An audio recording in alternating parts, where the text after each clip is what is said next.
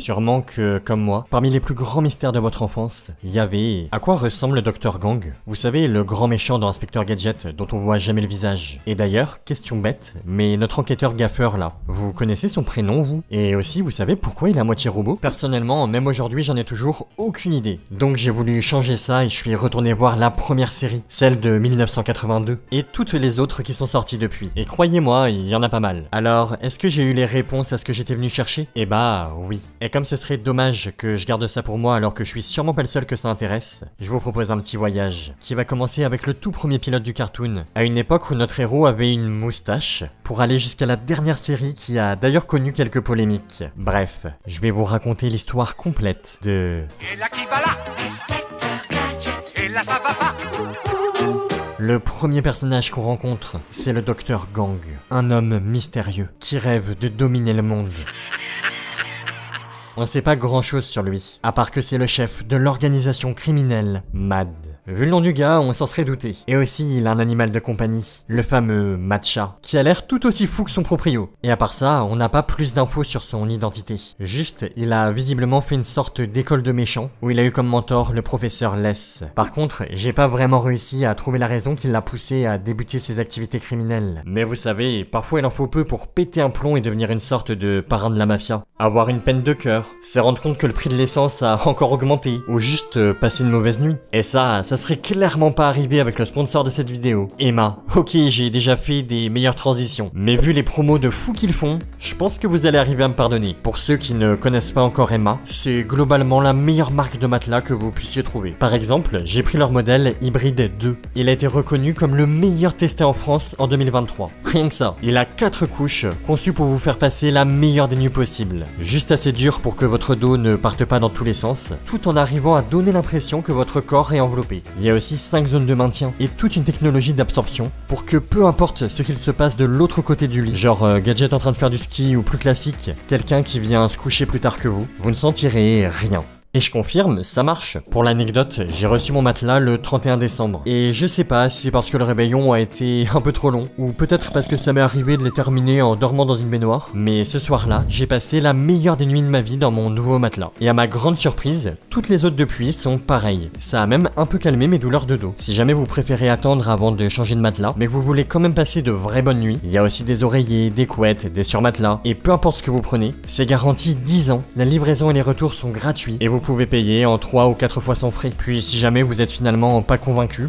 c'est pas grave. Vous avez 100 nuits pour tester et renvoyer si ça vous plaît pas. Donc aucun risque. Sinon pour ce qui est des promos dont je vous ai parlé, Emma n'a vraiment pas fait les choses à moitié. Du 8 janvier au 4 février, c'est les soldes d'hiver. Donc vous avez jusqu'à moins 50% sur le site. Ouais, c'est pas mal. Mais en plus, avec le code TURTOON, vous avez moins 10% supplémentaire. Donc si jamais parmi vos résolutions pour 2025, il y a mieux dormir, c'est le moment. Bref, le lien vers leur site est en description et en commentaire.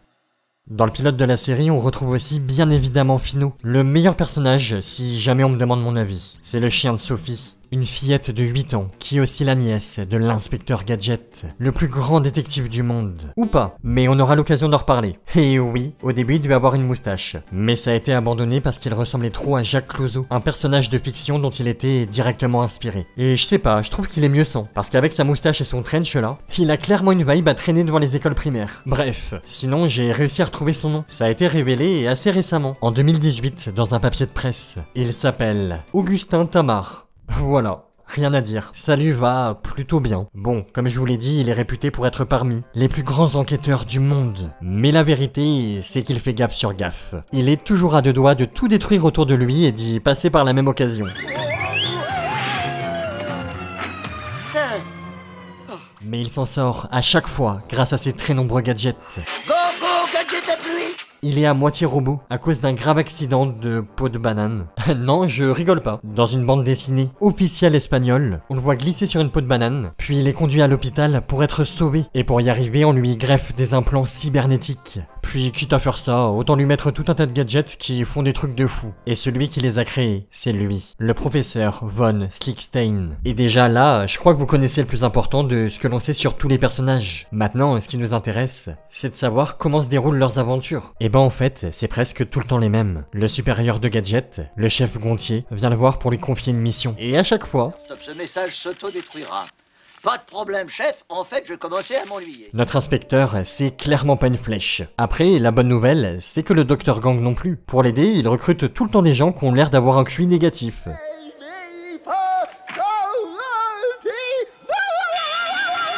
Ta gueule, va niquer ta mère. Il y en a quand même certains avec des gros pulls où il y a écrit Matt dessus, et ils se baladent normalement avec. Vraiment, qui pourrait croire que c'est des méchants? Mais bon, comme Gadget est visiblement aveugle, tout va bien. Genre ça là, il le voit pas. Et là, on comprend qu'il a clairement volé sa réputation d'excellent enquêteur. Mais alors, comment il a fait pour l'obtenir? En réalité, même lui il sait pas. C'est Sophie et Fino, une gamine et un chien hein, pour rappel, qui gèrent tout pour lui sans qu'il s'en aperçoive. Et quand finalement les deux vrais héros arrivent à sauver Gadget et à arrêter le méchant, tout le monde pense que c'est l'inspecteur qui a tout fait et il récupère tous les honneurs. Même Gang pense que c'est lui. Et à chaque fois il part en lâchant son fameux Je t'aurai, Gadget.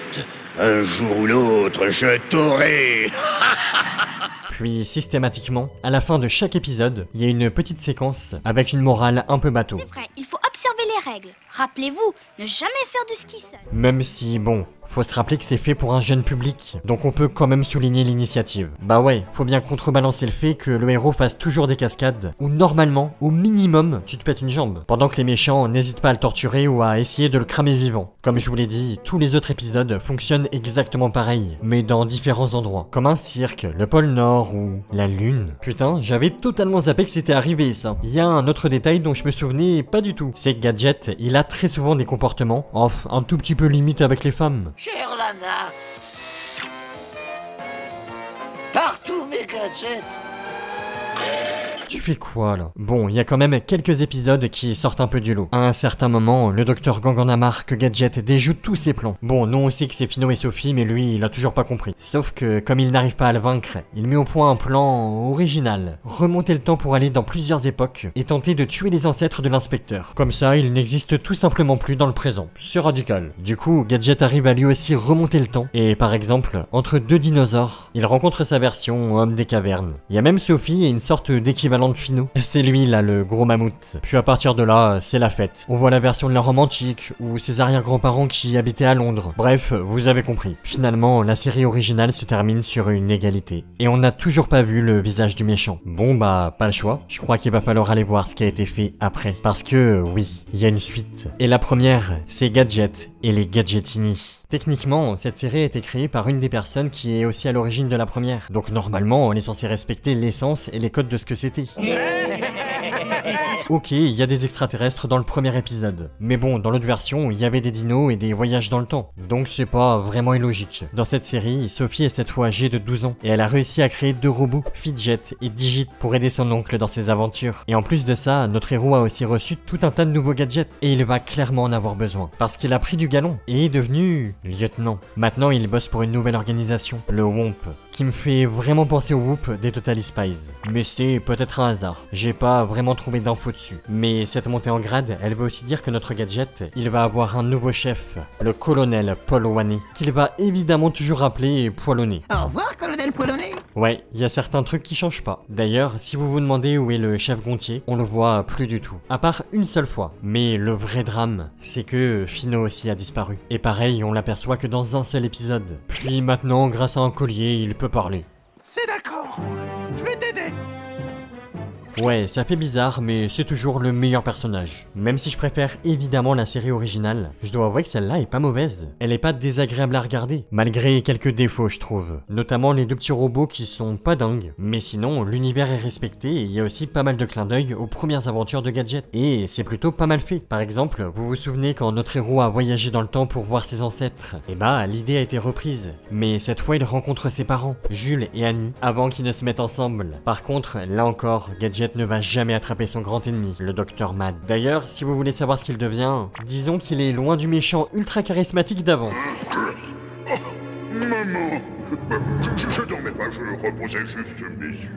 Ouais, ça fait un peu mal. Mais de toute façon, on va pas rester sur cette série. Parce qu'au final, comme pour la première, tous les épisodes se ressemblent beaucoup. Bon, là il y a deux œuvres dont je vais pas vraiment vous parler. Gadget Boy, parce que techniquement, c'est juste une série qui reprend vaguement les codes d'Inspecteur Gadget. Mais ça fait pas partie de la licence. Puis de toute façon, c'est pas terrible. Et il y a aussi un film. Mais pareil, il prend beaucoup de liberté et n'est pas vraiment dans la même continuité. Dedans, on cherche pas à cacher quoi que ce soit et Gang ressemble à ça. Ouais. Évidemment, c'est pas de cette version de lui que je voulais vous parler. Puis je vais pas m'arrêter plus que ça sur ce film parce que... Enfin, je crois que les notes parlent d'elles-mêmes. Ça veut dire qu'il nous reste plus que la série de 2015, celle qui a visiblement eu une petite polémique. Vous vous rappelez que dans la première série, Sophie a 8 ans. Après, dans Gadget et les Gadgetini, je vous ai dit qu'elle en avait 12. Et bah là, elle en a 15. Ce qui veut dire que les dessinateurs lui ont fait un corps logique pour cet âge. Donc, avec une poitrine. Enfin, normal quoi. C'est pas inconcevable à 15 piges. Ça marche plutôt bien dans la continuité. On a l'impression qu'elle grandit. Et bah, ça pour certains, c'est pas passé. Parce que ça serait de la sexualisation de personnage. Il y a aussi le fait qu'elle ait des vues sur un mec qui pose problème. Mais encore une fois, ça me paraît pas étrange quand t'es ado. Puis, si ça c'est choquant, la première série elle se serait faite démonter si elle sortait aujourd'hui. Partout mes gadgets. Bref, cette série de 2015, même si visuellement, bon, ça fait bizarre, elle essaie quand même de suivre l'original. Et je dois avouer que c'est plutôt bien fait. Dedans, on y retrouve Fino et Sophie. Sauf que cette fois, elle est devenue une agente à part entière. Mais il y a eu un grand changement. Gadget est en retraite, car Gang a été vaincu. On sait pas trop où il est, mais l'inspecteur a fait écraser son vaisseau quelque part en Antarctique. Et depuis, plus de nouvelles. Est-ce que ça veut dire qu'après tout ce temps, le grand méchant est vraiment hors d'état de nuire? Non. Évidemment, il finit par refaire surface. Et il a un allié de poids, Tristan, son neveu. C'est de lui dont Sophie tombe amoureuse, ce qui pose évidemment problème. Parce que, ils sont ennemis. La situation ne laisse pas le choix à Gadget. Il doit reprendre du service. Du coup, petit passage chez le professeur Von Slickstein. Ouais, il a le même nom que le créateur des gadgets, le vieux là. Donc, soit la série a décidé de le modifier, soit c'est son petit-fils. Et perso, je préfère cette idée. Et grâce à lui, notre inspecteur a le droit à des nouveaux joujoux tout neufs. Go Go Gadget Copter. Ah oui, et aussi, autre petit changement, il laisse sa vieille voiture qu'il avait dans la première saison et qui tombait clairement en ruine pour une Twingo. Ah ouais, il y a eu des coupes budgétaires. Puis sinon, le reste, c'est du classique. Le chef a un message pour Gadget qui va s'autodétruire et ça finit par lui péter à la gueule. Les méchants sont toujours aussi discrets et on a encore des voyages dans l'espace et des dinosaures. Des bases solides finalement. Et du coup, elle se termine comment cette toute dernière série? Next time, Gadget. Next time. Vous avez compris, il n'y a pas de vraie fin, Inspecteur Gadget. Et peut-être que quelque part, c'est mieux comme ça. Le dessin animé a traversé les générations, tout en gardant ses personnages, son humour et ses mystères. D'ailleurs, j'avais dit que je vous donnerais la réponse à un des plus grands de la série. À quoi ressemble le Dr Gang? J'ai deux réponses à vous proposer. Vous me dites laquelle vous préférez. La première, c'est une théorie. Mais elle est plutôt bien aimée, donc je vous en parle. Elle imagine que quand Gadget a eu son grave accident de peau de banane là, il n'a pas été sauvé et modifié par des implants cybernétiques. Mais ce jour-là, il serait mort. Alors pour éviter de dire la vérité et faire du mal à sa nièce, ses collègues ont fabriqué un robot qui lui ressemble. Sauf que, finalement, le vrai Gadget n'était pas mort. Et quand il a vu qu'il a été remplacé par un cyborg complètement bête, sans que personne s'en aperçoive, ça l'a un peu énervé. Même sa nièce se rend pas compte que normalement il est pas aussi idiot. Alors il a décidé de devenir le Dr Gang. Et c'est vrai qu'on remarque que son bras est bandé, comme s'il avait subi un accident. Il fait croire qu'il cherche à dominer le monde pour attirer le robot, dans l'unique but de le détruire, et soit se venger, soit récupérer sa place. Donc le visage du grand méchant serait en fait celui du héros. Bon, sinon, l'autre version possible. À l'époque, il y a eu un jeu vidéo Inspecteur Gadget sur Super Nintendo, et les développeurs ont eu besoin de montrer Gang pour un de leur niveau. Donc ils ont imaginé un visage, celui-ci. Ouais, l'espèce de vieux savant fou là dans son robot. Et cette tête a été reprise une dizaine d'années plus tard pour faire des jouets. Bon, ça pue le plastique de mauvaise qualité et c'est clairement pas très beau. Au point on peut se demander si les créateurs l'ont validé ou pas. Mais a priori, c'est bien sous licence. Donc techniquement, c'est officiel. Ce qui veut dire que oui, le grand méchant qui me faisait si peur quand j'étais enfant était en fait un petit papy. Comme quoi il y a certains mystères qui, même si on a très envie de les résoudre, ne sont pas faits pour l'être. Quelque part, c'est peut-être mieux comme ça. Mes parents se sont demandé qui était le Dr Gang. Moi aussi et les générations d'après ont sûrement fait pareil avec la série de 2015. Il n'y a pas beaucoup de choses qu'on peut partager sur une durée aussi longue, mais on a pu imaginer tout un tas de scénarios et passer un bon moment grâce au même dessin animé. Il y en a pas énormément qui ont su faire ça. C'est sûrement pour cette raison qu'Inspecteur Gadget nous plaît toujours autant, petit comme grand, même après plus de 40 ans. Merci énormément à Emma de nous avoir accompagnés sur cette vidéo.